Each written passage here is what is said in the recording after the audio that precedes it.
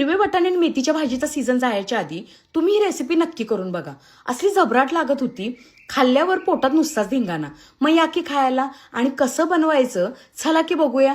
तर सगळ्यात आधी 1 चमचा बडीशेप, काळी मिरी, हिरवी इलायची, जावित्री, काजू, कांदा, थोडंसं मीठ घालून असं चट्टाटा भाजून घ्यायचं. आता हे सगळं मिक्सरच्या भांड्यात काढा.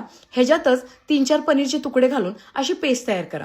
पनीरला सुद्धा कापून घेतल्यानंतर एका पॅनमध्ये अमूल बटर घातल्यानंतर पनीरला दोन्ही बाजूनी असं खरपूस भाजून घ्यायचं. आता हे पनीरचे तुकडे अशा पाण्यात घालायचे. ह्याच्याने काय होतं माहितीये, पनीर मऊसूतच राहतं.